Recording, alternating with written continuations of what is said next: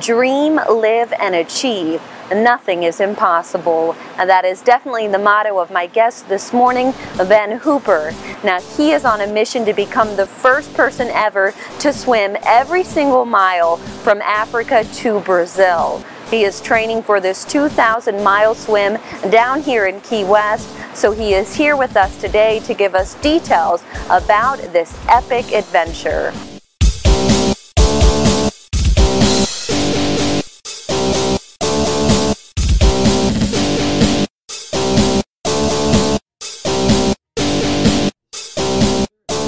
Ben, it is such a pleasure to have you on the show. Now, I just told our viewers that you are swimming 2,000 miles, Africa to Brazil. Correct. I have to ask why you're doing this, Ben. Well, it's never been done in full before. Nobody's ever swum every single mile between the two continents. There was an attempt in '98 by a Frenchman going from Massachusetts to France. But there was the mileage wasn't fully recorded and things. So from my side, he conducted a wonderful feat. But as far as I'm concerned and Guinness Book of Records are concerned, this is a world first. Every single mile, Africa to Brazil. And I reached a point in life where I thought, you know what, I've got to do something here. It was quite a low point. If I don't turn it around, I don't know what's going to happen. And I'd been set on this since childhood. I drowned when I was 5, very lucky to survive that in Belgium, and the moment was right. So here we are 2 years later. I think that this is so amazing what you're doing, Ben, and you've given up everything right now. You've given up your career in psychology and you're training full-time right now. Absolutely, yeah, full-time training in the pool and the sea, here in lovely Key West, and obviously back in the UK as well, and running the expedition, trying to bring in sponsors, do PR and everything else that goes with it, so yes, it's a full-time job really. Let's talk about the preparation that is going into this right now, Ben. We're trying to bring in the last few sponsors to make the expedition, complete. We've got a target of about 50, 60,000 US dollars still to reach. But preparation, I think, yes, the sponsorship's important because we have to take a boat and the boat has to have the right equipment on it, but I also need things like trauma surgeons, physiotherapists, shark safety team that are based here in Key West as well, so that's why I'm out here training too. And then of course you've got the physical element and the training, the mileage in the sea or in the pool, and it ranges because we're playing with pace at the moment, so we're sort of increasing my speed so that we can spend a little less time in the water and prevent injury, because of course the swim's going to take 4 months, 120 days, and it would be almost impossible to swim day in, day out without something going wrong. So in terms of the preparation, the mileage is huge, but of course we're dropping the mileage down at the moment to something in the region of 10 to 15 miles a day because we're upping the pace. So training's varied, and a little bit of gym work, a little bit of yoga stuff too. Diet. How much do you have to change in this diet? You gotta eat a lot though right now, right? I eat a lot. I probably eat 12 times what you eat in a day.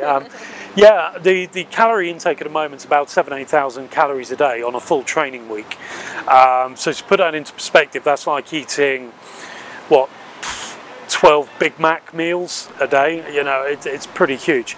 But during the swim itself, we're looking at about 10 to 12,000 calories per day. And that's consisting of high fat and high carbohydrates, because that's what I need to burn off to keep functioning efficiently and to keep my immune system intact, because it's my immune system that's a biggest threat from swimming day in, day out, not necessarily the shoulders giving. So yeah, nutrition's important. Yeah. Now this isn't something that you can just wake up one day and say, all right, I'm going to do this swim from Africa to Brazil. You definitely have to plan this out. Yes. So tell me a little bit about the planning that's gone into it. Yeah, well, when I started two and a half years back looking at this seriously, instead of it just being an ambition, the first thing I thought was, well, we've got to look at the route. Now, the shortest route between Africa and Brazil in a straight line is 1,736 miles. You can fly it in 3 hours, you can sail it in a week or so. I think it's 2 weeks actually. And I thought, well, how do you prepare for something like this? So I've spoken with the amazing Lynn Cox, who's probably the greatest known US female swimmer of all time for her legendary ocean swims. I've had a look at Diane Nyad, who's obviously a local hero here in Key West, and what she's done. I've looked at other swimming, but of course, because it's not been done before, and even looking at what Benoit did, it's very hard to plan everything to the letter, you know. So from my point of view, I know I need to take 120 days worth of food, water, and crew, you know, for my crew, which is 9 other people and myself. We need navigation equipment, we need safety equipment, and the surgical medical packs as well. So we have a huge list of items we've got to take with us, most of which we're on track to get, some of which we still need, you know, obviously support to achieve. Then you're into the remits of, you know, the shark safety team. So Andy and the Necton team down here, their main job is to try and protect me from sharks. Now FKCC and Patrick Rice, the Dean up at FKCC, who are supporting me with facilities here, they're also supplying shark defense repellents. So again, this rotting shark cartilage that's been synthesized, you know, it's incredible, and it may well make the difference between getting me across or not. But it's these smaller logistical issues that we have to think about, and that includes fuel. You know, I'd need 10,000 litres of diesel to power an engine across, so we're looking at using electric engines instead of diesel. And again, it costs money, but it's good for the environment, it's good for my expedition, and it means I'm not choking on diesel when I'm swimming in the water. So logistically, it's a huge thing, it's a huge headache, and that's before you actually get into looking at the weather, the best route, making the most of the currents. Although when I say making the most of the currents, we're taking nearly a 5,000 mile sailing route, so that the 2,000 mile swim route is protected. Because at night I've got to get out, I've got to get on the boat and sleep, you know, otherwise I'd die. But of course when we're drifting, we've got to make sure that every single mile is still swum, and that's why we're taking the bigger sailing route. Wow, Ben. Logistics is a headache. So amazing again what you're doing, and now since this hasn't been done before, you have to have people saying it's impossible to you. And what do you say to them? I say to them, I think the first thing is, surely the worst thing to do is not attempt something because you think it's impossible. Nothing is impossible. You know, I have a 6-year-old daughter in the UK. She's my inspiration. I want to show her that it doesn't matter how hard things get.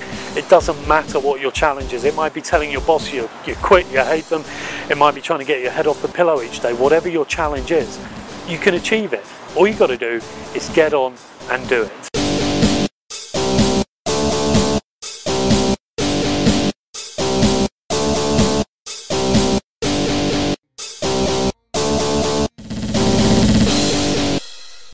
It sounds to me, Ben, that you don't want to just achieve this swim. You want to be an inspiration to so many others. I'll be the first to say in life, you know, I've made errors, I have regrets, I'm a human being, but at the end of the day, it doesn't matter what's gone before. What matters is now. If I get to swim and get it done right, we can inspire many more people to achieve more things, and that is ultimately my aim. Already going into the schools here in Poinciana Elementary or back in the UK, there's thousands of children who are just achieving new things, swimming their first length, improving their academic grades, and you know, if I get killed tomorrow off Key West in a shark attack, I can die happy because I'll have left a little legacy. But post-expedition, I also want to set up a foundation for other individuals who want to do similar feats, but they must have scientific aims, because like with us, we're conducting environmental microplastic research and human endurance physiology and psychological research. So with that we can create a legacy going forwards, and of course if we can inspire people to get their head off a pillow, tell their boss they hate them and they want to quit, or just to swim the first length or do something different with their lives, that is the whole point. I've been to the bottom and I know what it's like to have nothing to cling to, and this is why I'm so desperate to get this done and done right, so we can inspire other people too. Before you do your big swim, Ben, you are going to be swimming from Key West to Miami. Tell us about that. Yeah, absolutely. As part of my training schedule out here, you know, Key West has been fantastic as a community and others across the Keys, and I really, you know, there's 2 points. One, I'm training every day, so I want to swim from Key West to Miami. If any of your viewers want to get involved, we're still looking for a boat to support us, looking at maybe 3 days, 3 nights, drift at night, swim in the day, avoid the sharks, and the jellyfish shouldn't be too bad at the moment. So yes, from my point of view, that's training. but obviously it allows for some good PR for what we're doing, and to bring Florida, excuse me, and Miami into this as a whole, you know, because it's epic, and I want everyone involved. It is. This is an epic adventure, Ben, and it is a pleasure talking to you. We will be following you, and you'll have to come back on the show too. I'll come straight back, so thank you very much indeed. Well, thank you, Ben. Best of luck to you. Thank you to Key West as well. Thank you.